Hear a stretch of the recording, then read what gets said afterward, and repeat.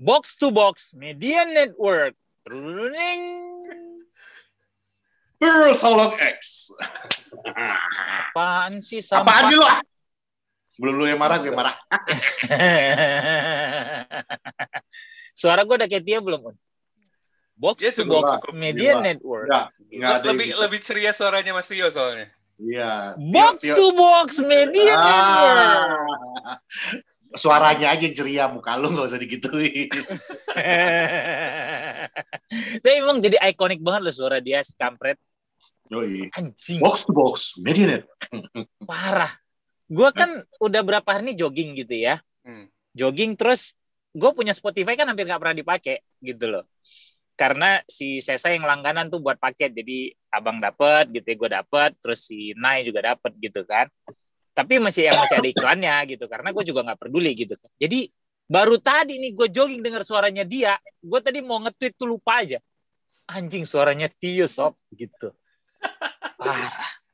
Eksklusif di Spotify. Gila. Boxroom mantap. Boxroom mantap. Boxroom ya. Boxroom karena gue di Boxroom juga sekarang berapa kali. Jadi mantap Boxroom. Ya, gitu.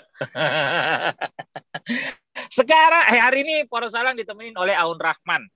Bagi kalian penonton setia Poros Halang mungkin udah tahu bahwa Aun Rahman adalah salah seorang yang kita ajakin di awal-awal Poros Halang. Banget. Episode berapa ya? 3 atau 4. Ya, 3 atau 4 gitu ya. Bahkan waktu itu yang lagi rame-rame mau pemilihan ketua PSSI, Aun yang mewawancarai gua gitu di Poros Halang. Jadi kalian bisa nonton nanti itu ya. Gitu. Aun waktu itu bercerita tentang sepak bola Malaysia gitu ya. Kemudian itu tadi wawancara gua gimana kalau mau jadi ketua PSSI gitu. Waktu itu dia seminggu menjelang nikah. Aun ini tamu kedua Poros Halang. Yang pertama siapa? Yang pertama itu yang Arista Budiono. Ya. Info supporter. Info supporter. Lagi bilang goblok lu Pen, nggak mau gua. Gitu, nggak mau. Dia nggak mau lagi bilang gua goblok Kon. Udah denger ya. Baru tadi statementnya. Jadi Aun ini tamu kedua setelah Arista Budiono, info supporter, waktu itu bercerita tentang sepak bola Malaysia. Waktu itu seminggu menjelang pernikahannya, sebelum dia kembali ke Bandung ya Un ya. Dan sekarang lu bisa lihat perubahannya, pipi semakin bulat, mungkin badan juga semakin lebar. Itu kenapa? Karena pengaruh jaga anak, malam lapar makan. Gendong anak, lapar dikit, makan. Karena sekarang ini udah punya bayi, perempuan, cukup cantik gitu ya. 5 bulan ya Un ya, udah ya umurnya. 5 bulan. Nah, namanya sangat berbau kebarat-baratan. Cut. Ya. Barat banget. Ke timur-timuran. Yoi. Apercut gitu. Apercut. Yoi. Jadi sangat kebarat-baratan. Sehat Un? Sehat, alhamdulillah. Bang Fu, Bang Pet, apa kabar? Baik, semuanya kita baik. Istri sehat? Alhamdulillah sehat. Istri Aun ini seorang tenaga medis. Semoga selalu diberi kesehatan dan kekuatan menghadapi pandemi yang situasinya kembali memburuk ya. Amin. Semoga baik-baik aja. Menghadapi 2 pandemi ya Un ya. Ya, pandemi orang tolol dan pandemi COVID. Pandemi COVID dan Covidiot. Ya, itu dia. Kelar-kelar. Gitu. Yang Covidiotnya kenapa nggak yang dikubur kenapa semuanya yang mau berjaga diri? Ya. Yang gitu. Covidiotnya malah berkeliaran. Jadi ya istrinya Un salah seorang tenaga kesehatan, semoga selalu diberi kesehatan menghadapi pasien-pasiennya gitu. Kekuatan terutama karena konon katanya capek banget ya Un ya. Iya, dibanding pas tahun 2020 lalu sih jadi lebih capek kalau sekarang. Beberapa bilang memang yang saat ini tuh yang lagi parah-parahnya gitu loh. Gue setiap hari mendengar kabar duka. Hari ini gue dikabarin seorang sepupu gue meninggal. Umurnya baru 35. Perempuan. Meninggal. Kemudian beberapa 3-4 hari lalu kerabat gue di Medan, tetangga di Medan meninggal. Itu sih udah 50-an lebih umurnya gitu loh. Tadi gue dengar kabar sepupu gue juga kena gitu. Jadi anak berdebat juga ada yang kena gitu. Anak berdebat sekarang ada 4. Panji sih alhamdulillah udah sembuh. Jadi memang stres kita dibikinnya gitu. Benar-benar psikis sih. Ini pertarungan tidak cuma melawan hantu penyakit itu sendiri, tapi gimana kita melawan pikiran-pikiran buruk yang ke kepala kita gitu. Kalau lu bilang, nggak bisa, memang benar, lu nggak akan bisa bilang lu kontrol pikiran lu, nggak bisa, karena once kabar buruk datang, lu otomatis bisa bangkit gitu. Bahkan terakhir 2 hari yang lalu juga seorang temen gua meninggal, itu cuma berapa hari masuk rumah sakit. Jadi ya penting lah menjaga kewarasan, lu ngobrol sama temen lu. Even menurut gua lu perlu lah sekedar check up ke teman-teman lama mungkin yang lu udah 6 bulan setahun gak ngobrol, just say hi gitu, lu WhatsApp, texting gitu. Betul banget. Supaya lu tetap terkoneksi, lu bisa ngobrol gitu kan, karena mungkin lu juga gak tahu kondisi dia kayak apa gitu. Jadi itu sih ya kalau menurut gua yang mungkin small step yang bisa lu lakukan gitu. Di luar itu ya lu tolonglah nggak usah keluar, nggak usah arogan terhadap ini penyakit gitu, karena taruhannya bukan cuma nyawa lu sendiri. Kalau kena lu mati doang sih nggak mau apa-apa gitu loh. Yes, itu tapi banget. The problem is you can spread the fucking virus gitu. Gue justru ya, gue setuju banget yang dibilang Kuat, dan lo bisa lihat lah ya di story gue sering bilangin, kalau cuman lu yang kena, lu doang yang jadi korban, it's okay. Masalahnya lu nongkrong, lu nggak tahu lu kena, lu pulang ke rumah, lu nyebarin ke orang tua lu, ke kakak adik lu, ke anak lu atau siapa, orang tua lu atau ke teman-teman lu itu bakal ngantor, dia juga nyebarin ke kantornya dia, orang-orang di kantornya itu pulang ke rumah, nyebarin ke orang rumah dia, orang rumah dia itu akhirnya jadi kemana-mana kan gitu. Which is, lu coba deh jangan egois lagi. Ya gue juga Kuat, khususnya Kuat nih Un, tau banget, gue tuh orangnya nggak bisa diem sebenarnya ya. Cuman at the end of the day, kita juga akhirnya mikir kan, kayak gue mikir ada anak gue lah, apalah semua, ya udahlah, walaupun gak betah di rumah ya. Gini ya Pet ya, gini Pet, gini Un ya, Patrick ini giliran terhadap penyakit dia bilang gue mikirin anak gue, giliran dia menggatal ke perempuan-perempuan di sosial media, dia nggak pernah mikirin anaknya dia. Itu juga gue mikirin tau. Lah, Bandung sendiri gimana Un? Mungkin nggak, karena kita nggak sepadat Jakarta ya, relatif lebih sepi lah sekarang. Jadi maksudnya lebih gampang dijadiin sepinya gitu loh. Karena kan kita kotanya kecil kan. Dapat info katanya Bandung Timur sempat zona hitam ya? Oh iya, itu karena emang itu kan daerahnya tuh karena si Bandung Timur itu dekat banget sama Kabupaten Bandung, terus dekat banget sama Sumedang, jadinya kayak perputaran masanya tuh ini banget lah. Trafiknya tinggi di situ. Trafiknya tinggi, jadi di sana emang angkanya lebih tinggi ketimbang di daerah lain. Gue di selatan kebetulan. Jadi anak selatan ya. Tapi beda. Jakarta Selatan sama Bandung Selatan beda. Bandung Selatan, bukan Jakarta Selatan. BTW Un, ini sebelum kita masuk ke pembahasan, tolong disampaikan ke Teh Dita. Jangan ditanggapin yang namanya Patrick, blok aja. Ya. Emang sampah ini orang, ya. Tolong ya Un ya, karena abangnya nggak enak gitu loh. Pagi-pagi aja Twitter gue udah ada yang coba macem-macem. Alhamdulillah barusan bisa masuk lagi. Gitu. Ributin lagi. Oke. Jadi di luar itu mungkin kita sedikit terhibur dengan adanya Piala Eropa ya. Ya. Karena walaupun begadang bisa menurunkan daya tahan tubuh, tapi mungkin kegembiraan yang dia bawa menghasilkan endorfin yang cukup tinggi menurut gua ini ya. Tergantung tim mana yang lu dukung dong berarti. Oh iya, cuma maksud gua kan even sebelum tim lu tersingkir kan lu menyambut itu dengan senang gitu betul. Loh. Iya kan? Walaupun memang pernah dibahas juga di Pandit Talk gitu yang di Space segala macam bahwa emang hype-nya tidak setinggi sebelumnya. Kalau waktu itu kan gue beralasan karena tidak banyak yang meliput gitu loh. Karena sepak bola kan tidak cuma yang lu lihat 2 kali 45 menit di lapangan. Banyak sisi-sisi lain yang bisa dikulik. Kayak misalnya yang gue tahu dulu kalau gue baca tabloid bola gitu ya. Pada saat ada suatu kejuaraan yang diliput tidak cuma kejuaraan tersebut, tapi mungkin sisi-sisi lain dari kota penyelenggaraan, apa yang unik di situ gitu loh. Nah, Aun tuh sangat jago juga di situ menurut gue gitu. Jadi dengan adanya Piala Eropa walaupun kita begadang gitu ya, tapi paling nggak kan adalah kegembiraan yang bisa dibawa gitu. Mudah-mudahan si imunitas kita sedikit bertambah ya. Tapi vokalis yang di Bali itu nonton bola nggak sih dia? Ini drummer maksudnya? Oh ya, sorry. Drummer ya, gitu. Iya. Nonton bola nggak sih? Nggak tahu. Kayaknya enggak ya.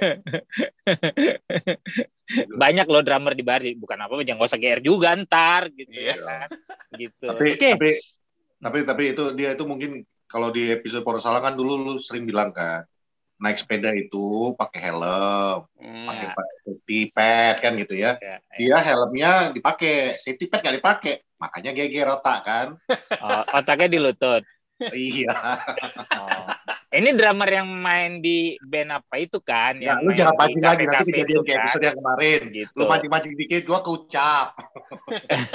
Kalau gua kan emang ada temen gua, ada anak band di Bandung gitu loh. Ada beberapa gitu. Nah, gimana Un? Piala Eropa sejauh ini?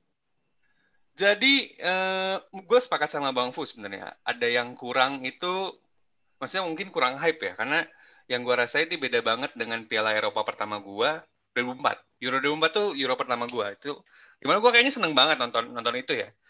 Apalagi Yunani yang juara, surprise juga. Dan gue rasain hype-nya kayaknya makin entah karena gue makin tua atau emang hype-nya makin turun aja gitu yang gue rasain, kayak nggak terlalu. Makanya salah satu alasan gue banyak nge-tweet soal hal-hal lain di luar sepak bola. Di luar sepak bola itu sebenarnya yang tadi dikata sama Bang Fuad juga. Sebenarnya biar hype-nya naik lagi. Oh, ternyata misal yang baru banget gue tweetin sore ini, kenapa Italia jersinya warna biru gitu? Padahal bendera mereka nggak ada biru-birunya. Nah, itu gue sebenarnya mencoba mengangkat biar, ya itu yang gue rasain dulu kan, kayak cerita ternyata misal dulu tuh Ceko tuh ada Ceko dan juga Slovakia gitu. Itu ya, kan Ceko-Slovakia. Nah, Josef Masopoulos. Josef Masopoulos. Itu kan bercerita-cerita yang seru banget. Dan sayang banget, entah kenapa yang gue rasain, ini pendapat gue pribadi dan gue jarang ngomong ini, orang jadinya terpaku banget sama permainannya gitu. Kayak tadi Bang bilang kan, gak cuma 2 kali 45 menit sebenarnya gitu. It's more than that. Ya, jadi terpaku sama skema apa yang Italia pakai, kenapa Spanyol back gelandang tengahnya si A, si B, si C, si D gitu. Emang sih itu rame banget ya, cuman kan sepak bola tuh nggak cuma itu doang yang gue rasain, dan makin kesini yang gue lihat emang lebih banyak jadinya cuman taktikal just the game-nya aja gitu, taktikalnya dan just the game-nya doang. Udah jarang yang bahas kenapa pertemuan dua negara tuh jadi rame, kenapa misal waktu itu Ukraina jersey-nya jadi bermasalah gitu, itu tuh udah jarang banget gitu. Ya sama kayak dulu kan kita bisa baca tulisan almarhum Gus Dur, Ivan Rano Karno, si Dunata, itu kan mereka tidak menulis cuma about the game gitu loh. Mereka menulis sisi lain dari sebuah pertandingan gitu loh, dari angle-angle yang berbeda. Menurut gua itu yang membuat sebenarnya sepak bola ini sangat kaya gitu loh. Karena kalau cuma urusan taktik, kenapa dia pakai ini gini, ya lu baca literasinya tuh banyak banget gitu loh. Dan semua orang bisa berpendapat kenapa begitu, tapi hal-hal lain di luar itu kan enggak gitu ya. Betul. Gitu. Jadi ya itu tadi kan, kenapa juga hype-nya kurang tinggi segala macam, menurut gue sih sebenarnya karena memang tidak banyak juga yang menulis itu gitu kan. Kalau dulu mungkin yang gue ingat, gue nonton pertama Piala Eropa 88 gitu, Jerman gitu ya, gue tahu kenapa waktu itu tembok Berlin gitu ya ada segala macam, terus Belanda gitu kenapa total football, terus sempat ada yang nulis tentang Amsterdam. Jadi gue tahu bahwa SD itu gue udah tahu ternyata ada tempat begituan. Sementara di Medan gue taunya Nibung doang tuh waktu SD gitu ya, gitu. Karena kan nggak jauh juga dari Kampung Kle. Gue baru nangkep selalu bilang Nibung. Iya, dari Kampung Kle juga nggak terlalu jauh ke Nibung. Lu mau ke Medan Plaza juga lewat Nibung gitu loh kan. Dan gue di Jakarta dari Kampung Kle tinggal belok kanan dikit. Iya, gitu. Lu lewat Jalan Mataram gitu ya, KFC dulu belum ada, lu belok kanan terusnya udah Nibung kan gitu. Atau lu lewat dari San Thomas juga bisa gitu loh. Kalian penonton yang tinggal di Medan, jangan langsung berpikiran negatif. Enggak, dia ke Nibung cari mobil bekas. Enggak, aku mau main video game di Bola Mas. Kan lewat Nibung juga. Bola Mas nggak di Nibung, Bos. Petisa kan lewat Nibung. Kan lewat Nibung bisa. Jadi maksudnya itu adalah hal-hal di luar sepak bola yang membuat gue ngerasa, ternyata ada ya tempat begitu ya di Belanda gitu. Nah, sekarang kan orang itu cuma taktik, pergerakan gini. Bosen juga men ya. Mungkin ya seiring bertambah tuanya gue gitu ya. Karena bagi gue ya itu udah nggak gitu menarik gitu loh. Bagi gue menarik justru ya itu sisi di luar itunya gitu. Nah, tapi mungkin gara-gara pandemi ini juga kali ya, Unia. Yang, oh iya. Biasanya kan ada yang namanya fanzone yang kayak waktu itu kita sama bahas Aldi gitu kan. Sama Aldi. Nah, fanzone aja kan kayak kata Aldi kan ada, tapi ya sepi-sepi Nggak aja. serame. Gitu. Nah, jadi media juga mau ngeliput apa kalau sepi-sepi kan nggak ada hype-nya. Dan bukan cuma itu, maksudnya kan. Media juga nggak banyak negara yang ngirim kan gitu. Indonesia aja nggak ada ngirim loh tahun ini. Benar. Di luar memang sebarannya sangat luas kan, ada 11 kota, lu memilih yang mana? Kondisi pandemi 11 kota, lu pikir murah gitu berangkatin orang keluar gitu ya. Kalau dulu kan karena terkonsentrasi di satu negara atau mungkin paling banyak 2, ya banyak jurnalis ke situ, fokusnya ke situ, lu bisa baca dari angle wartawan apa gitu kan. Itu yang bikin hype-nya sangat luas menurut gua waktu itu gitu loh. Nah, sekarang kan ini udah masuk ke semifinal gitu ya. Kita mulai dari Spanyol Itali. Ada latar belakang apa sih yang bisa lu ceritakan? Setelah ini udah Patrick aja yang nanya deh biar kelihatan pinter. Enggak, Bang. Gue diem-diem juga udah tahu kok orang pinter gue. Anak perempuan orang. Sebenarnya kalau cerita si politiknya kan ini mereka waktu pas era fasisme itu punya era fasisme ini mereka punya hubungan erat lah. Sama-sama waktu itu Jenderal Franco sama Mussolini ya. Punya hubungan. Walaupun kalau misalnya kita nanya sama orang kedua negara nggak akan mau mengakui lah, tapi mereka punya hubungan erat sebenarnya. Terus dua negara ini sebenarnya orangnya mirip-mirip sih, antara orang Spanyol sama orang Italia secara personality yang gue tahu. Dua-duanya tipe orang Eropa yang lebih hangat lah, agak mirip orang Indonesia, ada ramah tamahnya gitu, ada say hi tiap pagi gitu, nggak kayak yang di utara kan agak dingin kalau yang utara. Kalau ini karena dekat dengan Laut Mediterania, suhunya lebih enak. Jadi lebih santuy orangnya sebenarnya. Cuman Bang potong. Selatan tuh berarti Cagliari ke bawah ya. Sardinia segala macam gitu ya. Sardinia segala macam tuh orangnya lebih happy lah. Cuman emang lebih apa ya istilahnya? Lebih sanguin. Lebih sanguin. Nah, sekarang kalau misalnya orang-orang di utara ya udah makanya biar pintar. Ntar kalau dibilang itu lagi marah, dibilang sanguin apa? Sorry, gue emang Inggris ya, jadi ya. Sanguin itu bukan berarti gue besok mau berangkat sekolah ntar disanguin, bukan. Biar lu pintar. Lanjut. Terus. Nah, itu paling kalau dari sana sebenarnya ya pertarungan antar dua negara Eropa yang di Laut Mediterania emang secara fisikal beda dengan banyak orang Eropa yang lain, secara bentuk muka juga. Mereka kan agak mirip ke orang-orang Arab ya, muka-mukanya karena kan ketan gitu. Middle Eastern ya. Emang cerita menariknya di sana. Gitu, abang-abang. Nah, latar belakangnya karena faktor dulu ini juga kali ya, Un ya. Apa? Yang sejarah-sejarah yang kayak waktu perang salib apa semua itu kan. Ya, betul. Itu pengaruhnya juga di sana. Banyak migrasi orang juga kan pas masa itu. Jadinya gue pinter kok. Gue pinter kan? Iya, pinter orang bawa salib.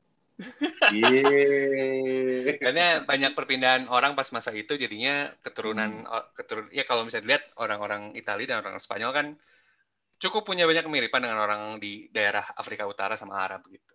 Ya. Nah, rivalitasnya sendiri gimana, Un? Kan kita tahu bahwa Euro 2008 ya, yang 2012. 2012 yang Torres bikin gol ya. Itu pokoknya 4-0 lah skornya. Ya, 4-0 ya, benar ya. Nah, itu 2012 itu kan terakhir Italia dikalahkan Spanyol kalau nggak salah ya di kejuaraan besar ya gitu loh. Nah, rivalitas apa sih yang akan muncul ntar malam, Un? Nah, apakah Italia pasti punya nafsu revenge dong gitu ya.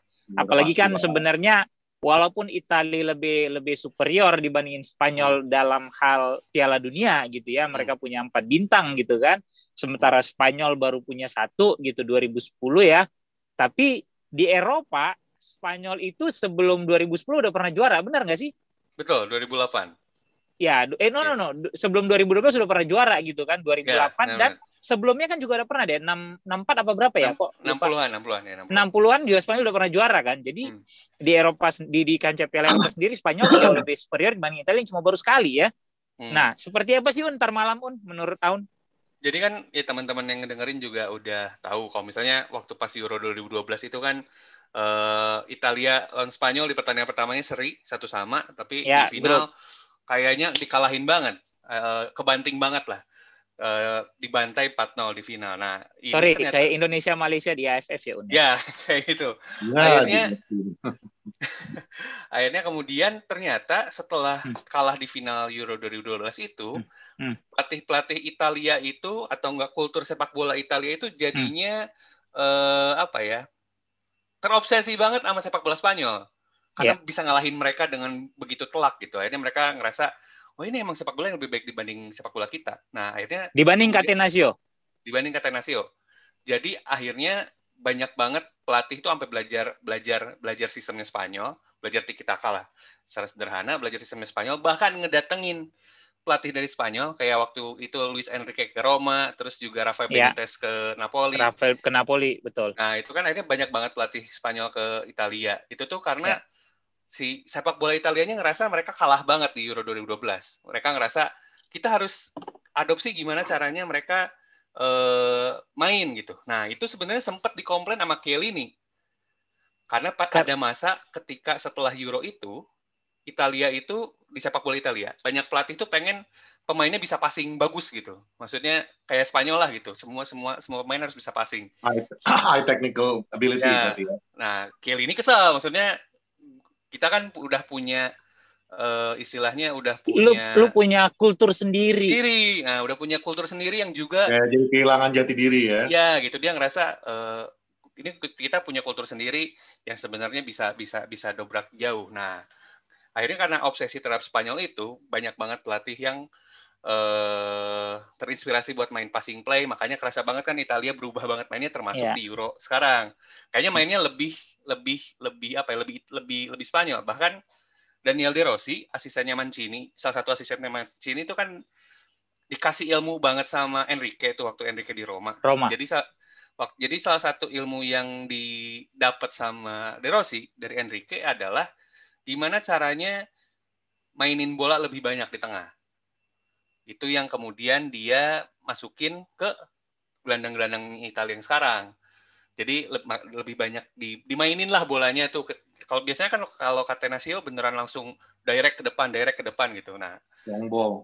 Ya, bukan long ball, cuma lebih cepat bolanya ke depan. Ya, lebih cepat bolanya ke depan. Nah, sekarang di eranya Mancini, apalagi Mancini kan pernah ngalamin main di Inggris, ngelatih di Inggris yang beda ininya.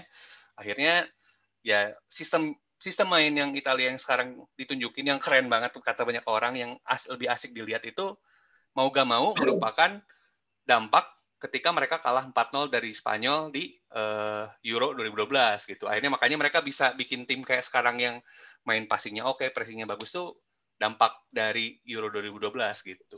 Potong, sorry. Walaupun passing play-nya Italia mengorbankan seorang Manuel Locatelli.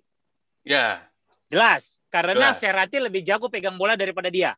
Betul. Iya kan? Kalau nggak tahu ya, kalau gue pribadi itu lebih suka main Italia di pertandingan awal, lebih cepat, lebih cepat. Gue pernah nge-tweet itu di pertandingan kedua ya, ketiga pada saat Verratti mulai main, Italia itu main lebih lambat dan jujur Spanyol tiki-taka itu sebenarnya lambat. Iya lambat. Memang.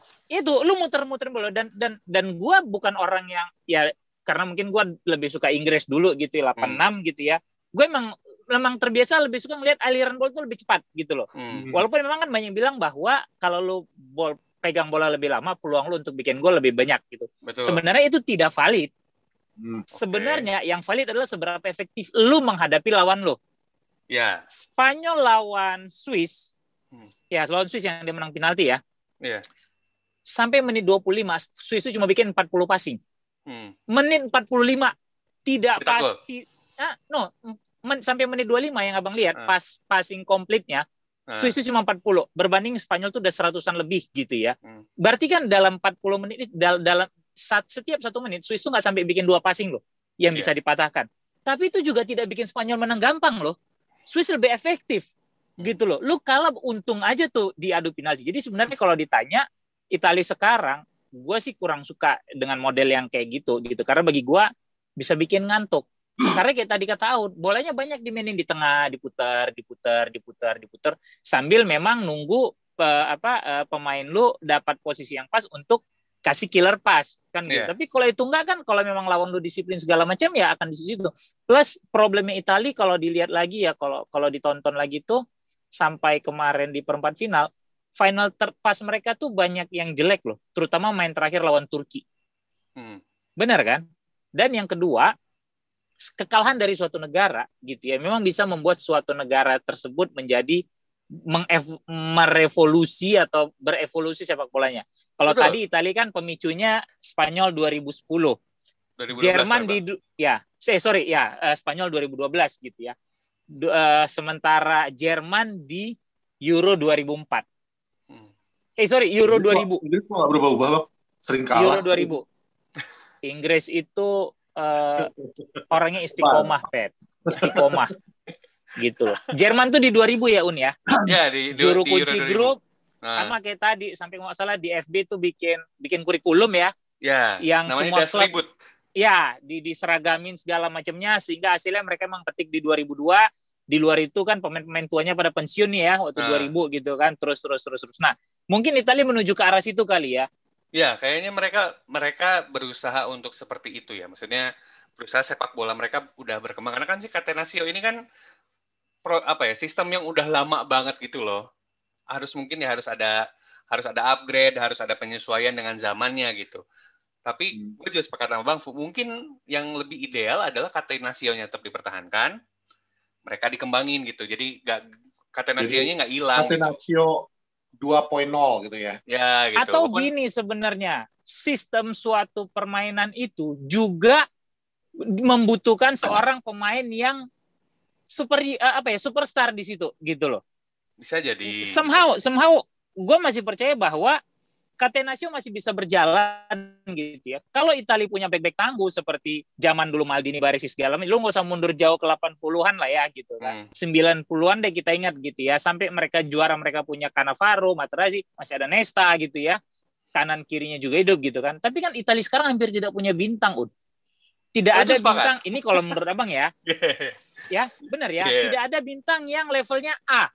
Dan ini udah berapa kali di Poros Salang aku pernah bilang gitu ya, di Pandir Talk gue pernah bilang, terus even di Boxroom gue juga pernah bilang bahwa you name it, siapa sih pemain Italia yang sekarang levelnya kayak Del Piero? Siapa sih backnya yang selevel Cannavaro? Chiellini, Bonucci bagus, cuma untuk mendekati level Cannavaro menurut gue mereka masih di bawah. Gitu loh. Ya, Iniesta gitu. Back kiri kanannya siapa sih yang selevel? Nggak usah kita cerita Maldini deh. Panucci. Nggak ada. Gelandangnya ada yang mendekat. Verratti digadang-gadang sebagai the next Pirlo dari zaman kapan. Tapi he cannot fulfill the destiny kalau menurut gua. He cannot fit himself into the Pirlo shoes gitu loh. Benar nggak sih? Karena sistemnya juga butuh pemain-pemain kaliber kan. Lu masih bisa bermain Catenaccio kalau lu punya Pirlo yang bisa cepat ngalirin bola segala macam. Lu punya striker yang semodel Totti atau Del Piero gitu atau Vieri. Sekarang juga striker Italia nggak istimewa banget. Umur udah 30-an ke atas semua. Bener nggak? Kalau yang gue lihat justru mungkin ya Mancini itu justru emang walaupun ya kita juga cek di si roster pemain Italia yang ada sekarang ya. Emang nggak ada pemain yang level A banget gitu loh. Yes. Ini buat teman-teman pendengar yang fans Serie A, ini fakta yang harus diaksep gitu loh. Maksudnya iya. Fakta yang harus diaksep kalau nggak ada benar-benar pemain yang emang spesial gitu. Karena kan kalau ngomongin misal ada yang bilang Jorginho spesial. Jorginho kan orang Brazil. Yes. Punya paspor Italia gitu. Kalau misalnya apa istilahnya? Apa istilahnya?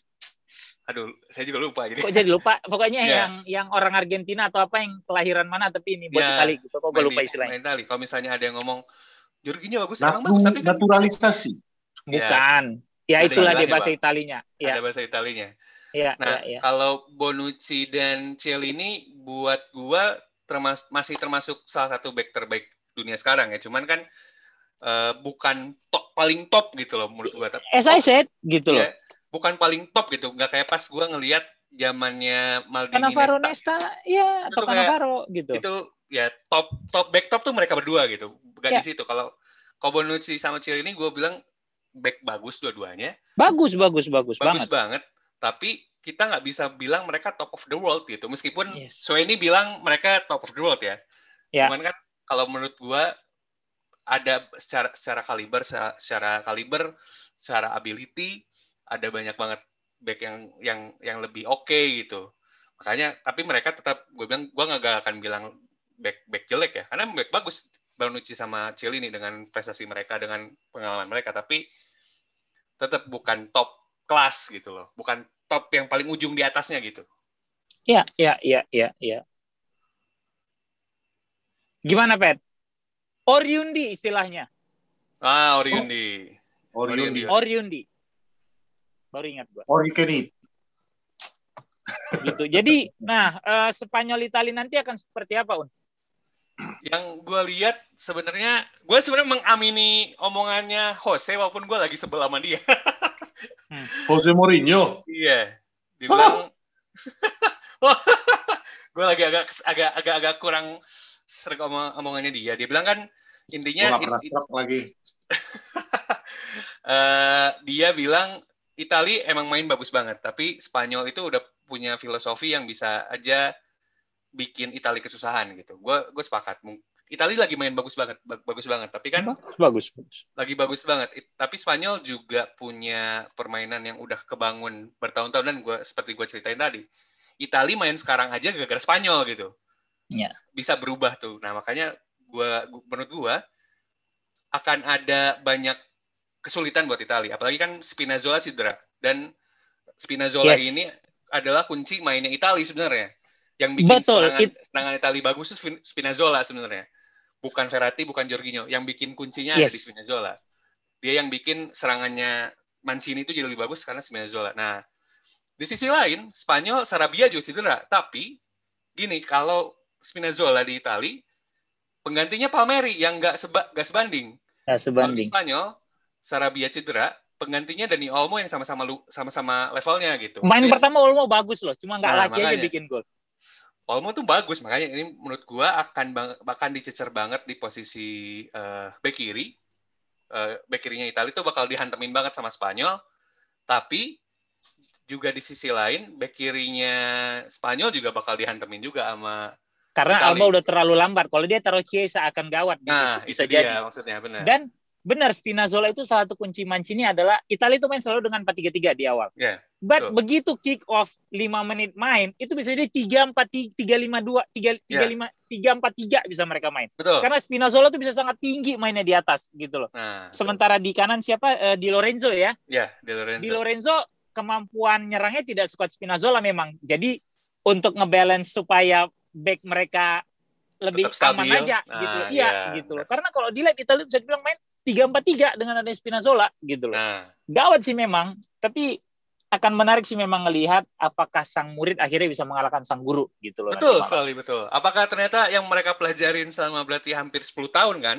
Yes. Apakah sukses direplikasikan, sukses dijalankan? Plus ada gue yang jadi pertimbangan gue ya, yang semua itu it's all good.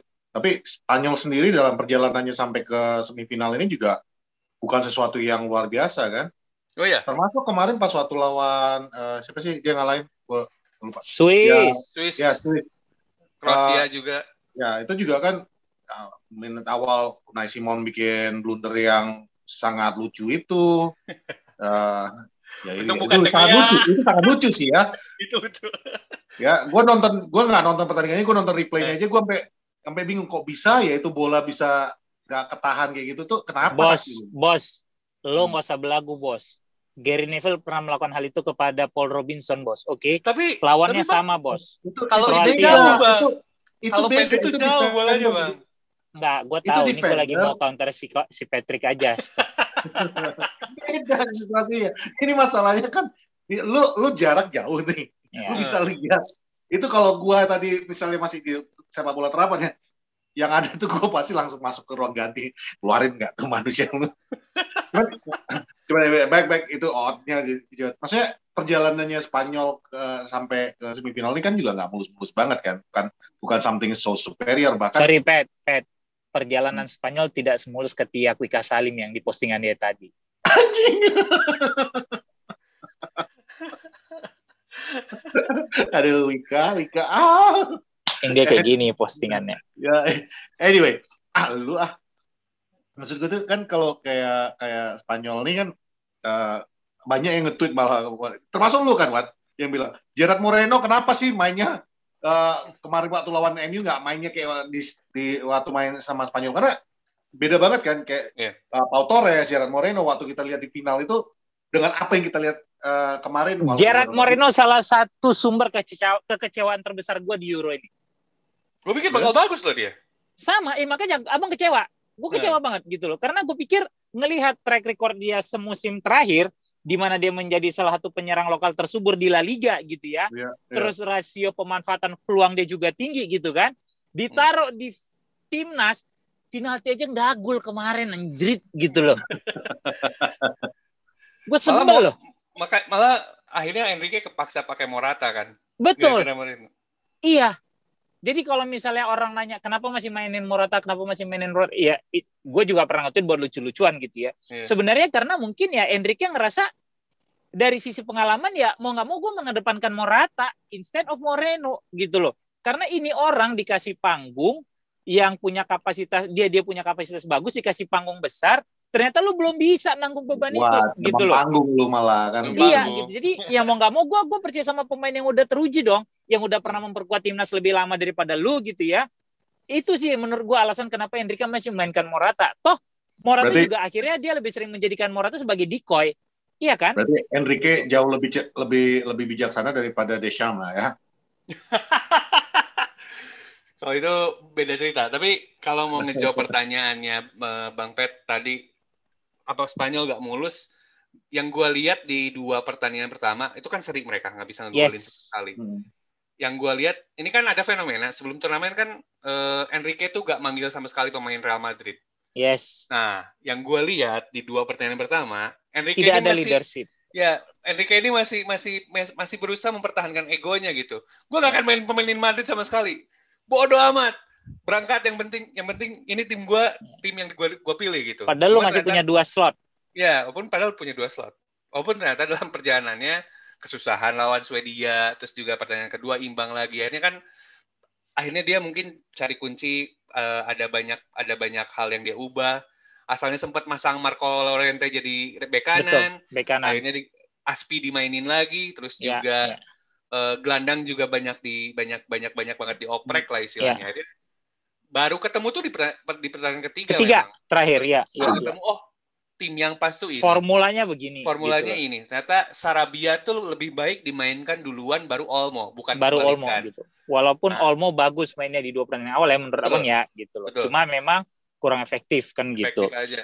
Iya. Jadi akhirnya juga masang Ferran Torres juga. Betul. Akhirnya baru ketemu. Akhirnya kelihatan main bagus karena ya akhirnya main bagus gitu. Sebelum 2 game sebelumnya itu bisa kelihatan tuh Spanyol ya susah. Ngeraba. Ya masih ngeraba banget. Karena kenapa masih ngeraba? Yaitu buah dari Enrique yang kekeh pengen kayak gini mainnya gitu. Mungkin akhirnya ada saran dari pemain-pemainnya. Bos nggak bisa kayak gini, bos mainnya bos, nanti kita nggak bisa capek gue bos kalau begini bos, si Anu mainnya begini bos gitu. Nah, jadi mungkin ada kayak gitu. Kira-kira Spanyol lawan Italia nanti gimana Un? Siapa yang menang Un? Gue sebenarnya mungkin beda sama banyak orang ya, karena menurut gue Spinazzola ini nggak bisa digantiin dan ini perannya krusial. Sementara di Spanyol perannya Sarabia tuh bisa digantiin dan gak ada pemain Spanyol yang bermasalah. Dan menurut gue lini tengah Spanyol lebih unggul, jadi gue unggulin Spanyol sebenarnya. Tapi gini Un, Italia selalu sukses pada saat tersakiti Un. Ya itu sih. 82 ada kasus, 2006 ada kasus, even 94 mereka ke final dengan skuad compang-camping loh. Pagliuca kena kartu merah di pertandingan kedua kalau nggak salah ingat, Baresi cedera, Maldini sempat cedera, Baggio juga cedera sepanjang turnamen gitu. Tapi akhirnya dengan kondisi begitu mereka bisa sampai final. Gitu loh. Itu yang karena gini, di sepak bola lu nggak bisa bilang ini jinx ini apa segala macam.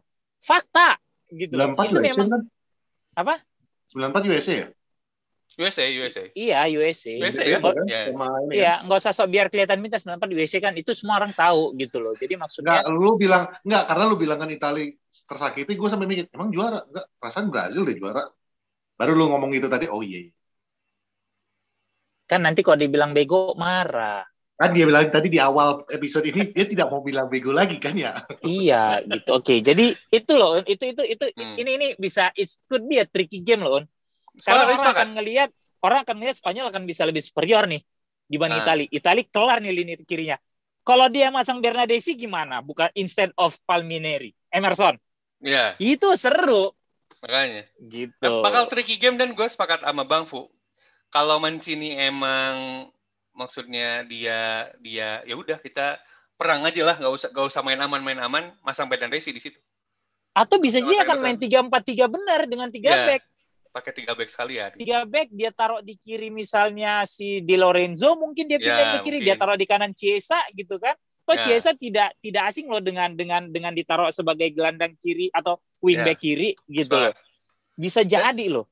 Gamenya keras sih Bang, menurut gue. Jadi hasilnya mungkin akan nggak sesuai ekspektasi banyak orang juga gitu. Maksudnya karena itu game 2 negara besar ya. Kita kan nggak bisa ABCD. Oh bakal main ini. Gue emang favoritin Spanyol karena menurut pandangan gue Spanyol mungkin punya kans lebih baik aja gitu. Tapi kan kejadiannya di lapangan kita gak ada yang tahu. Bisa beda. Betul. Tiba-tiba menit pertama Unai Simon cedera gitu kan. Betul. Atau gitu. Jadi thank you Un udah ngisi Poros Salang hari ini ya Un ya. Semoga. Ini Poros England Bang. Terus mana pembahasan Englandnya? England, it's coming home. Oke, kita masuk ke tadi itu cuma appetizer sebenarnya Italia Spanyol gitu ya. Pembahasan appetizer. Pembahasan utama kita kayak gitu. Gue udah kenyang duluan. Pembahasan utamanya adalah England versus Denmark. Besok lawan apa dia? Denmark. Gimana? Itu juga ini kan. Kalau kata Fuad tadi kan suara speaker lu kayaknya copot masukin lagi. Suara lu kayaknya jauh banget. Apa namanya kalau dibilang Fuad tadi kan Itali yang lagi tersakiti bisa jadi bahaya kan gitu ya. Lah kalau ini kan Denmark kan lagi drama-drama banget nih setelah Christian Eriksen kemarin kan. Nih itu tapi kalau gue pribadi ya karena gue memang Inggris banget gitu orangnya ya. Akamsi. Jadi kalau gue bilang sih kalau lu cuma mengandalkan kau orang Kaban Jahe lontong. kata orang yang ngaku-ngaku orang warga Inggris tapi orang Kampgeling. Sama aja kita itu 11-12. Cuman maksud gue kan kalau kata Fuad tadi Italia bisa jadi bahaya karena kalau lagi tersakiti. Nah kalau ini kan udah jelas nih ada faktor drama. Kita ingat dulu di Manchester United waktu Alan Smith cedera, betapa semangatnya satu tim untuk menjuarai turnamen tersebut untuk Alan Smith gitu loh. Apakah faktor seorang Eriksen ini menjadi sebuah faktor Inggris tersingkirkan di semifinal seperti dugaan gua, atau apakah memang musim ini tahun ini adalah tahun di mana it's coming home? Bentar, On. Jadi kalau terkait Eriksen, mungkin lu nonton aja Poros Salang yang kemarin, atau mungkin Box Room. Ya, gue udah sebut kok itu salah satu faktor kenapa Denmark bisa lolos mungkin gitu. Walaupun itu tidak ada validasinya ya, gitu. Tidak ada validasinya mungkin. Tapi paling nggak kan. Tapi paling nggak kan, kalau menurut gue itu membuat suatu tim itu sangat bersatu gitu loh untuk si Eriksen gitu. Gimana Un? Gue sepakat. Jadi intinya adalah Denmark ini dapat boost moral yang tinggi banget. Kan blessing in disguise. Iya, blessing in disguise. Misalnya kan si Eriksen ini star player-nya mereka gitu. Harus diakui pemain paling jagonya lah. Sekarang gitu, pemain paling jagonya Denmark. Kemudian tiba-tiba dia harus mengalami unfortunate event.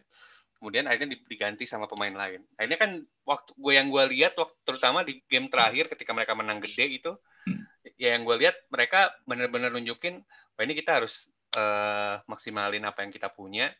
Jadi kalau bahasa Bang Fuad tadi kan bersatu gitu. Itu juga emang jadinya salah satu faktor yang bikin mereka bisa melaju sampai semifinal gitu. Ini kan sebenarnya kejadian yang mirip-mirip banget juga waktu 92 gitu. Mereka juga kan bersatu karena pada awalnya mereka tidak akan dapat kesempatan buat tanding di Euro, tapi udah liburan Kim Wilford udah liburan. Udah banyak yang liburan bahkan. Iya. Seingat gue Brian Laudrup itu sampai gak mau ikut karena dia masih pengen liburan. No, Michael Laudrup yang gak ikut. Ya. Brian berangkat. Michael tuh udah gak mau ikut. Udah lu pada main lah. Gue mau liburan. Ternyata juara itu nyesal pasti, yakin gue. Nah itu itu kan faktor-faktor non teknis yang juga jadi perhatian ya. Cuman pertanyaannya kemudian kalau misalnya lawannya emang benar-benar bagus gimana gitu. Emang sih everything is impossible. Everything is possible. Everything is possible. Everything is possible. Tapi ketika lu beneran ketemu lawan yang emang mature, lawan yang emang udah berpengalaman, lawan yang juga rapih, lawan yang juga well prepared, kan bisa jadi ceritanya lain gitu. Nggak bisa. Emang gue yakin sih, orang-orang sangat banyak yang mengharapkan Inggris football is not coming home gitu, kalahnya lawan Denmark gitu. Emang bakal jadi cerita yang bagus banget. Cuman di sisi lain Inggris juga buat gue di situasi yang sama juga gitu. Mereka juga bukan di situasi yang diunggulkan banget gitu loh. Mereka juga walaupun emang mereka tidak kebobolan, mereka kan menjalani partai yang sulit sampai akhirnya bisa lolos ke semifinal gitu. Makanya sebenarnya pertandingannya seru karena dua-duanya istilahnya buat mencapai semifinal itu ya kerja keras banget gitu loh. Menurut gua. Ini sebagai catatan teman-teman Poros Halang, Bang Patrick dan Bang Fuad, gua sebenarnya bukan fans Inggris, tapi fans Jerman. Aduh, mohon maaf nih. Cuman kalau misalnya itu Bang Fuad kayaknya ke-mute dulu. Abang tahu fans Jerman gitu loh. Dan sebenarnya untuk hari ini gue punya 2 opsi. Cuma karena mungkin pengen naro jeruk nipis kali di luka-luka lu 4-2-0 kemarin gitu ya. Akhirnya udah deh gitu. Aun aja gitu. Soalnya ini kalau misalnya teman-teman lihat gue nge-tweet atau nggak bikin postingan soal Inggris, kan ada pemain United di sana, ada Maguire, ada Shaw, ada Rashford, makanya gue tetap nge-post Inggris kan. Karena Jerman udah kalah, gue akan sangat senang ketika pemain United bisa juara Euro gitu. Karena gue jadi senang-senang aja gitu. Walaupun kalau misalnya tanya tim nasional mana yang gue dukung di Euro ya Jerman gitu. Cuman emang dan di game lawan Jerman, dia lawan Inggris lah. Gue ngerasa gue nggak pernah ngelihat Inggris bagus itu mainnya. Gue sebagai fans Jerman ya, kayak bagus banget ya. Gue udah melihat aura-aura kekacauan, wah ini kalah nih. Ya. Apalagi waktu pas Muller gagal peluang itu, gue udah ngerasa ini straight after si golnya Inggris ya, yang kena counter. It's time ini. Tapi kalau soal Inggris, menurut gue gak overhype juga. Kalau ada yang bilang kan overhype, bla bla bla bla. Nggak, mereka menjalani turnamen yang juga gak gampang gitu. Gue lihat mereka golin dengan cara yang sulit juga. Maksudnya gak gampang banget gitu. Kalau misalnya ada yang bilang lawannya cetek-cetek, nggak juga sih menurut gue. Lagi waktu lawan Jerman nunjukin banget. Jerman dikata cetek. Belum cetek-cetek sembarangan banget. Bahkan ketika menang 4-0 lawan Ukraina di perempat final, itu juga game susah gitu. Bukan game gampang gitu loh. Itu juga game dimenangkan dengan dengan kerja keras gitu. Dan gue lihat taktiknya Southgate cukup baik, jadinya bisa menang sebesar itu gitu. Karena kemarin gue nonton, selingan nih. Kemarin gue nonton di salah satu kanal YouTube yang gue lupa namanya, bagian daripada Talksport tuh ya. Ada insight cerita tentang perlawanan Ukraina kemarin itu kenapa akhirnya jadi 4-0. Itu faktor dari pemain Ukraina yang tidak mau membantu angkat Maguire berdiri, dan itu jadi emosional banget. Maguire-nya sampai ke dalam ruang ganti masih ngoceh-ngoceh katanya, dan didukung sama Henderson, apa semua dipanas-panasin nih pemain-pemain muda. Makanya begitu masuk babak kedua, itu insider ceritanya itu Maguire cuma minta kalau dapat corner, gue harus bikin gol. Dan dari situ ya selanjutnya kerannya terbuka. Begitu, itu salah satu cerita tuh. Kalau gue dua gini Bu. Kalau gue bentar kita akan sampai di situ gitu loh, pelan-pelan. Yang pertama adalah udah kasih jalur loh ini. Yang pertama adalah kan harus ada foreplay, Pet. Lo emang mau langsung buka celana? Oh iya, betul. Pemanasan dulu ya. Ya lu kan udah lama nggak begituan. Kecuali lu baru begituan kan ya, kita nggak tahu ya, itu dosa. Ngafet dulu guys, ngafet dulu. Gitu. Oke, jadi kalau menurut Abang Un terkait Ukraina, kemudian Jerman dia benar-benar melakukan apa yang dilakukan Jerman secara taktikal gitu ya. plus taktik yang sebenarnya Southgate udah sangat khatam dengan itu. Mungkin orang lupa di 2018 dia pakai itu 3-4-3. Itu kenapa juga di awal turnamen dia sampai bawa 4 bek kanan. Karena emang ekspektasinya tuh orang dia akan mainin taktik yang sama, akan memainkan Walker, Stones dan Maguire lagi sebagai 3 center half gitu ya. Di kanan lo akan mainin Trippier dengan backupnya ada si TAA waktu itu sama si Reece James gitu ya. Even saat si TAA cedera, tadinya gue pikir dia akan manggil Ward-Prowse. Ini gue ulang lagi jadi. Yang dia panggil juga siapa? Ben White kan? Ben White yang juga back kanan gitu loh. Nah, lawan Jerman itu akhirnya dia memainkan pola yang dia cukup hatam. Itu yang menurut gue Southgate ini sebenarnya menjadi satu pelatih yang underrated gitu loh. Setelah Jerman. Sebelum lawan Jerman gue juga masih ngerasa ini orang ngelak aja. Kayaknya gue perhatiin ini ada satu ciri khas Poros Halang. Kita selalu mendukung tim yang pelatihnya itu underrated. Iya, karena di klub kita dukung oleh, di negara kita dukung Southgate. Karena jujur bilang guru penjasnya masing-masing. Ya, karena jujur sampai sampai masuk Piala Eropa, gue tuh nggak ngerasa Southgate ini selevel Mancini, selevel even Roberto Martinez ya, Roberto Martinez gitu ya, itu saya gitu. Gak usah ke Deschamps deh gitu atau lo gitu ya. Gue ngerasa dia di bawah mereka gitu. Tapi pada saat kemarin lawan Jerman, dia berani switch taktiknya gitu ya, menjadi apa yang udah biasa gue bikin, gue mainkan pola yang sama, sehingga Inggris mainnya lebih cepat. 3 pertandingan awal mainnya lambat. Dan menurut gue itu salah satu sebenarnya juga kekuatan Southgate. Dia sangat tahu bahwa lu nggak perlu main agresif lagi sekarang. Lu delay bola, karena mungkin kemampuan pemain lu seperti itu. Proven lawan Ukraina loh. Lawan Ukraina itu, kalau gue lihat lagi, lu boleh nonton ya, di menit 18 sampai 20 babak pertama dan menit 60-an babak kedua, Harry Kane punya 2 peluang untuk ngalirin bola cepat. Dari lingkaran, tapi yang dibikin apa? Dia Hollywood passing lagi ke belakang. Tidak dialirin bolanya cepat. Jadi menurut gua, emang ini maunya Southgate gitu loh.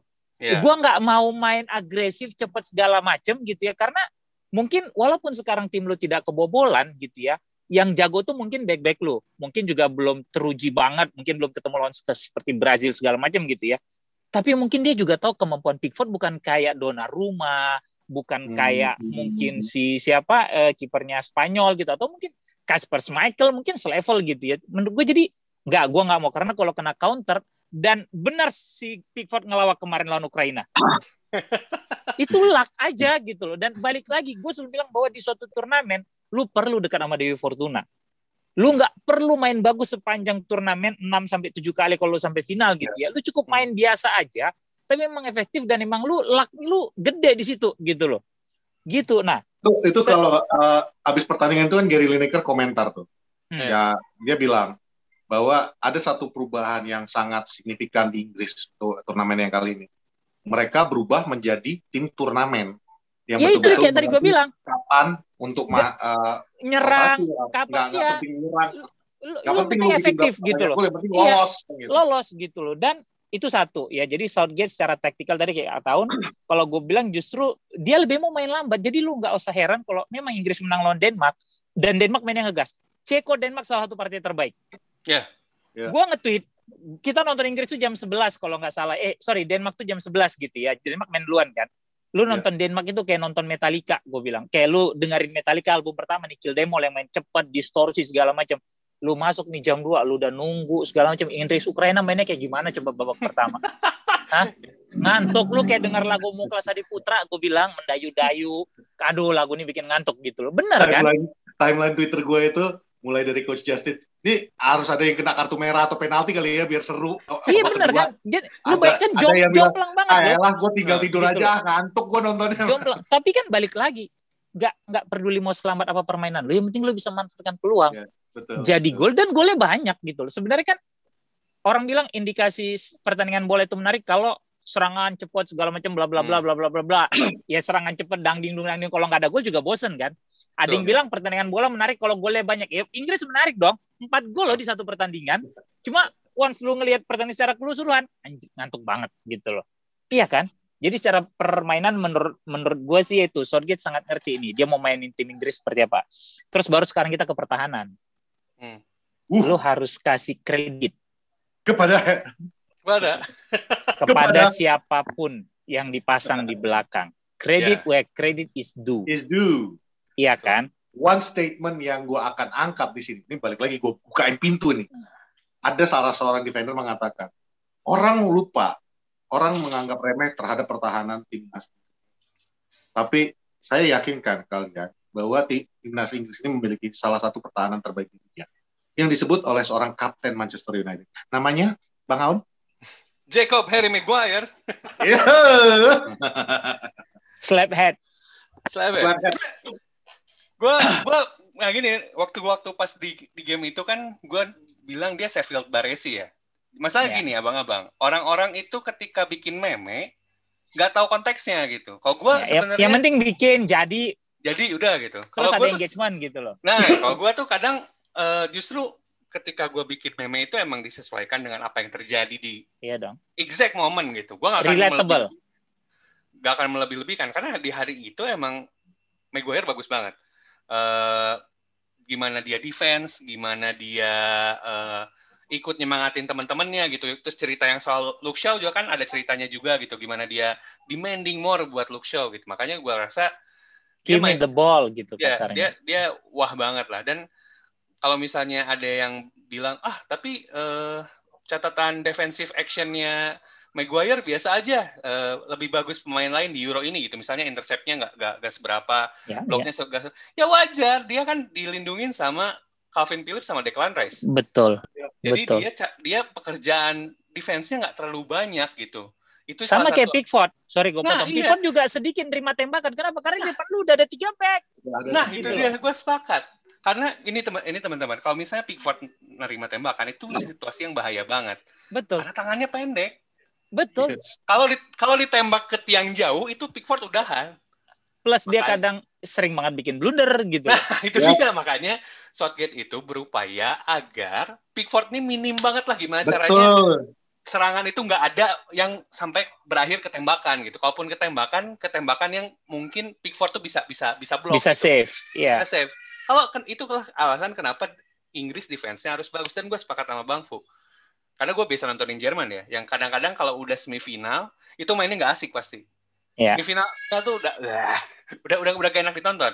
Yang penting juara. Nah, karena yang gue pernah bilang, final turnamen itu pasti nggak rame. Selalu. Pasti fix gak rame gitu. Almost gak rame. Kenapa? Karena tim pengen juara. Sangat hati-hati. Ditambah lagi mereka ini bukan robot. Pemain ini juga punya mental, punya tekanan sendiri. Semuanya pengen juara dan itu menjadi tekanan terhadap diri sendiri.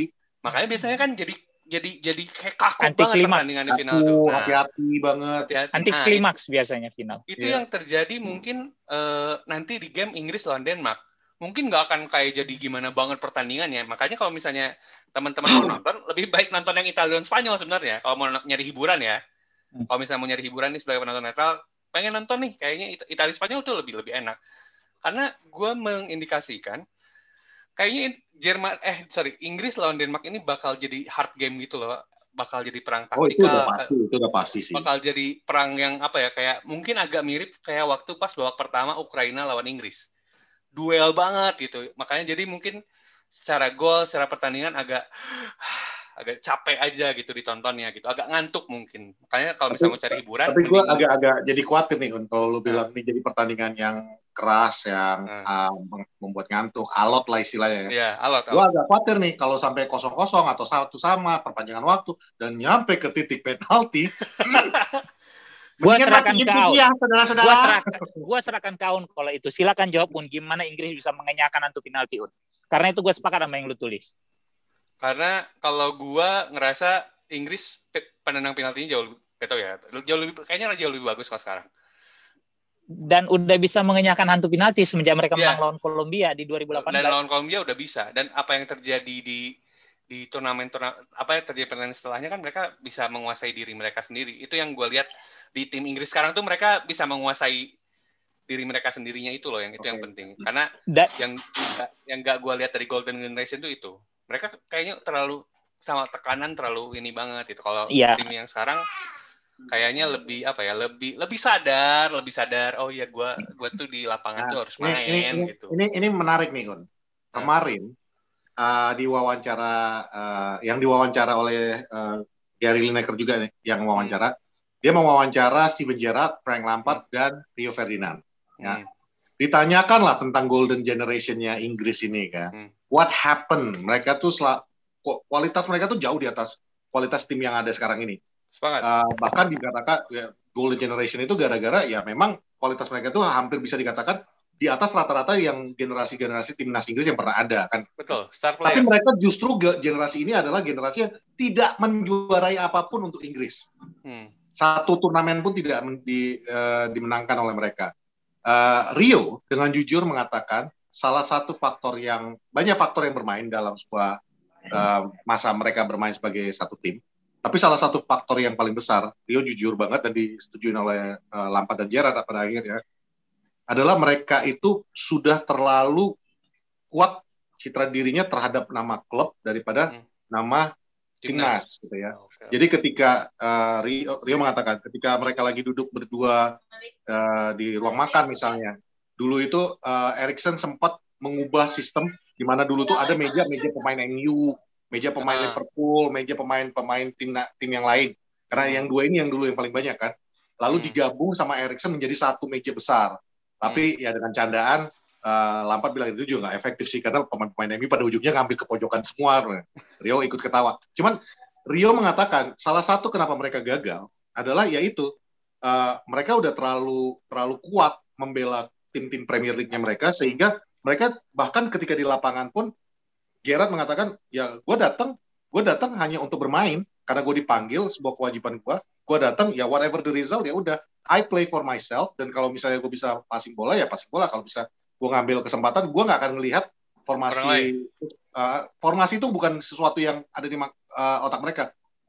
Itu salah satu faktornya ya. Di luar, mungkin kalau kata Gerrard, mungkin kepemimpinan daripada pelatih-pelatih yang pernah ada di Inggris pada masa mereka itu kurang pas untuk mensolidkan, mengakomodir ego-ego yang ada pada waktu itu. Dan itu nama-nama besar semua ya. We're talking about your Frank Lampard, your David Beckham, your Paul Scholes.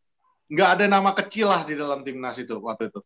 Nah itu yang berbeda dengan generasi yang sekarang ini, di mana mereka itu dari Piala Dunia U17 sampai sekarang ini mereka sudah bergabung satu. Makanya kan kita lihat persahabatan antara Sancho dengan Rashford, antara Declan Rice dengan Henderson, walaupun yang jauh jarak umurnya, ditambah lagi katanya fasilitas yang disediakan UEFA sekarang, FA Inggris untuk timnas Inggris sekarang ini memang fasilitas yang ibaratnya kayak summer camp, di mana pemain-pemain itu pengen banget datang ke sana. Jadi akhir musim ketika mereka dipanggil ke timnas Inggris itu ibaratnya udah lu dapat panggilan untuk masuk ke klub elit ini dan lu bisa happy di sini gitu loh. Jadi bukan lagi sebuah kewajiban, tapi memang yang something they look forward to. Okay. Jadi gini, terkait itu udah pernah dibahas di Porsalang Un. Sorry, jawab dulu ya Un ya. Pada saat gua ngasih contoh Spanyol waktu itu, Spanyol under sebelum Aragones datang ya begitu. Betul, Barcelona sama Madrid kan gitu ya. Kubu-kubunya sehingga tidak bisa nyatu gitu. Dan gue bahas lagi di box room. Sekarang Patrick ngulang lagi. Emang Patrick ini buang-buang waktu aja gitu loh. Jadi sebenarnya itu udah gak perlu dibahas. Gue kan ngulangin apa yang diomongin Rio doang ini. Ya gak perlu. Itu udah dibahas. Itu buang waktu. Lu ngomong sendiri. Itu hampir kena marah. Udah tinggal 10 menit. Ngomongnya panjang banget gitu. Sebenarnya gue tuh ada arahnya mau ke sana. Udah diam aja boleh gak? Udah boleh diam aja ya. Tadi gue disuruh ngomong biar kelihatan pinter. Jadi gini On. Terkait yang tadi Patrick bilang. Yang Aun bilang tadi sebenarnya satu gitu loh. Golden generation itu tidak bisa memenuhi ekspektasinya. Karena kalau menurut gua di luar memang tadi masalah mungkin kubu-kubuan gitu ya. Ada satu, mereka ini pemain hebat. Ya, sehingga ngerasa pada saat lu turun, you wanna show up. Yup, sepakat. Lu bisa main cepat, lu main cepat.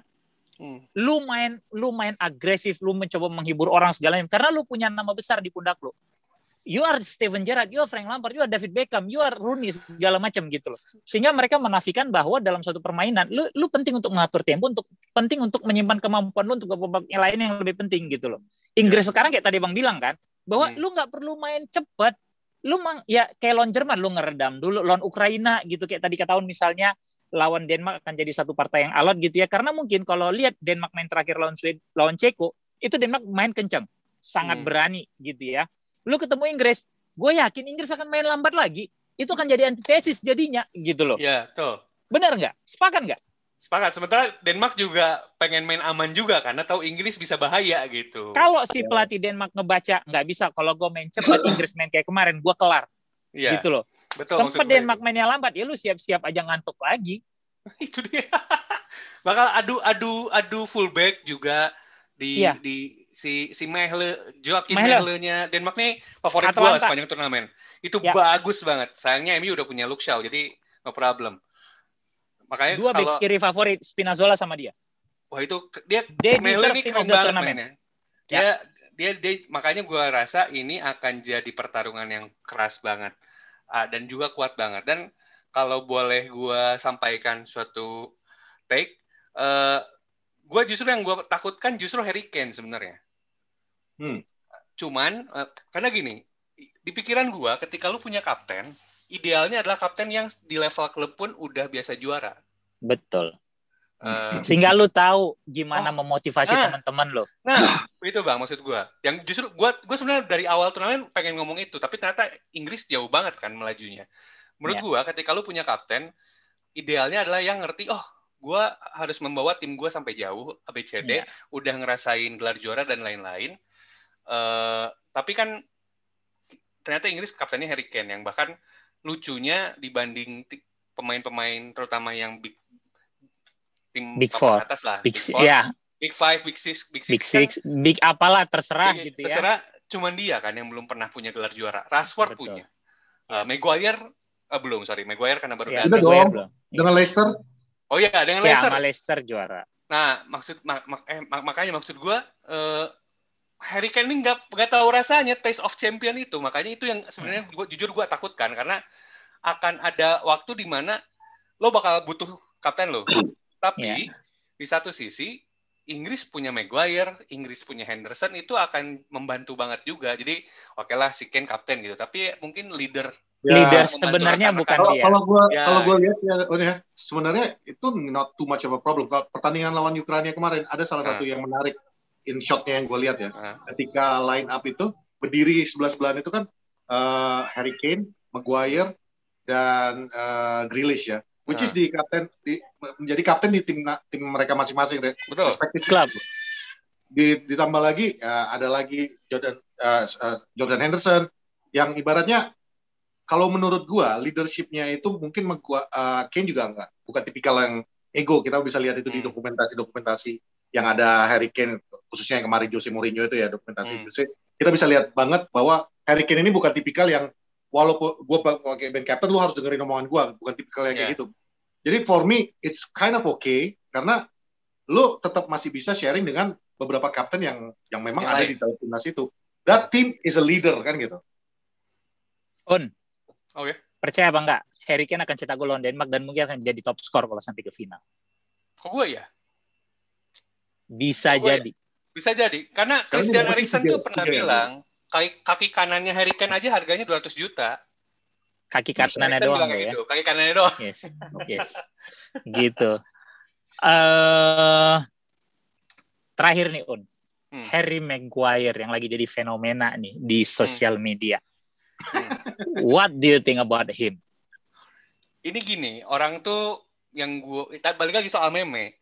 Ketika gue bikin meme, biasanya itu udah ada konteksnya gitu. Ketika misalnya kayak kemarin Harry Maguire tuh main bagus banget. Masalahnya kan ini karena gue mendapati banyak orang melihat Harry Maguire itu cuma dari meme-nya doang. Yes. Misal dia meme-meme bukan cuma meme. Pointing at things. Ya gitu. Bukan cuma meme, tapi kegagalannya dia. Itu yang dilihat gitu.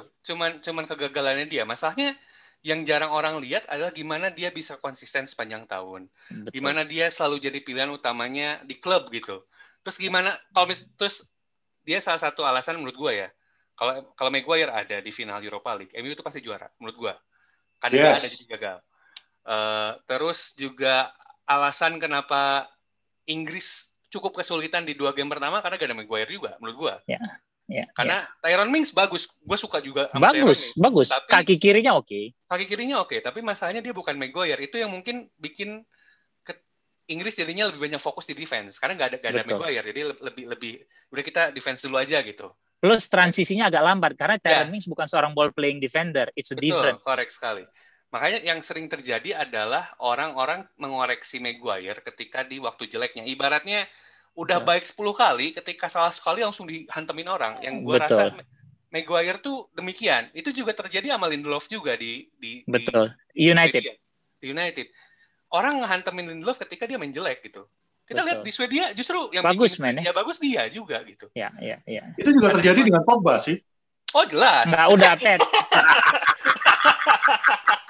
Karena itu kalau pemain itu aku sama Bang Fu cuma di situ aja ininya bedanya. Jadi beda pendapatnya di sana aja, di Pogba doang. Jadi Maguire itu busuk. Oh enggak. Pemain bagus lah.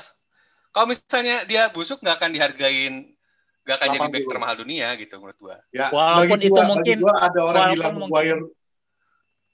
Walaupun mungkin itu overpriced. Overpriced, ya overpriced. Tapi siapa sih pemain yang sekarang ini nggak overpriced? Gue tanya deh.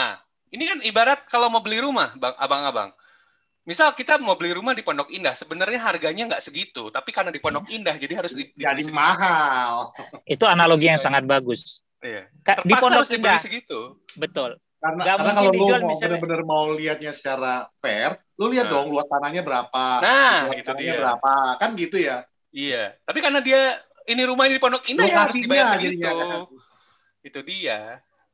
Jadi Maguire ini salah satu pemain yang cukup penting bagi timnas saat ini. Betul. Salah satu key player-nya buat timnas Inggris menurut gua. Dan langsung dibuktikan dengan gol dia kemarin itu ya. Betul. Star of the match gitu ya. Dia jadi star of the match waktu lawan Jerman kalau nggak salah ya. Bukan, sebelumnya. Bukan Ukraina. Game pertama dia balik lagi, masih di grup stage. Iya. Lawan Ceko ya. Lawan Ceko dia star of the match ya. Lawan Jerman pun dia main bagus, kemudian lawan Ukraina dia bikin gol gitu ya. Lawan Jerman Luxo ya, gitu. Yes. Sorry. Maaf, bukan Luxo. Shock Carlos. Justru kalau gua ditanya, gua kurang sreg dia dibandingin sama Carlos. Atau disamain dengan Carlos. Enggak, ini makanya ini kalau boleh ya. Kalau gua justru itu lebih ke Paulo Maldini loh. Itu juga masuk karena kalau Carlos itu mungkin dari sisi defense tidak sebagus Maldini. Lu harus akui. Cuma sisi ofensifnya luar biasa. Sementara Shaw defense bagus, offense juga bagus. Exactly kayak Maldini kalau menurut gua ya, walaupun mungkin badan dia tidak semeliuk-meliuk Maldini gitu ya, tidak selentur Maldini, tapi paling enggak kemampuannya di dua aspek itu menurut gua lebih mirip Maldini daripada Carlos. Setelah pertandingan ini Luxo akan ganti nama jadi Paulo Carlos. Double berarti. Double. Bertahannya bagus, menyerangnya bagus kan gitu. Makanya nggak overrated dong Un kalau ada orang yang bilang Luxo adalah the best left back in the world right now. Oh iya, itu jelas. Kok gitu ya? Ya one of the best lah ya. One of the best. Karena bisa akan sangat banyak variabel-variabelnya sehingga dia bisa disebut sebagai yang terbaik gitu loh. Karena gue nonton Denmark Ceko itu kan pas lagi habis box room ya. Gue nonton sama anak box room sama Rossi. Gue sampai teriak begitu ngeliat asisnya si Mele itu. Emang bagus tuh Bang Bahaya itu pemain. Kaki kanan, punggung. Ya gue bukan sombong ya. Gue beberapa kali bikin di Bedeba gitu. Cuma tidak crossing gitu. Gue lebih sering. Tapi lebih sering terupas yang gue bikin. Kalau crossing nggak berani gue gitu loh. Gak akan ngangkat Bang kalau kaki kayak gitu biasanya. Gak ngangkat. Jujur gue bilang. Gue suka bikin begitu gitu dalam arti ya gue senang aja karena main bola bagi gue untuk senang-senang kan gitu loh. Gue suka nyoba kayak Panji tuh suka salto gitu. Dia selalu mau nyoba salto walaupun gak jadi gitu ya gitu. Karena kan kita main buat senang-senang gitu loh. Dan gue sering banget masih mencoba ngasih bola itu dari gue kecil kali ya dari SMP gitu tendangan. Karena kalau dulu di Medan kita bilang tendangan pisang kan yang melengkung kayak Roberto Carlos kayak kiri. Bandit like Beckham, nah ini bandit like Shaw sekarang. Tapi yang dibikin Mel tuh gue bilang anjrit. Itu udah kayak pemain Brazil.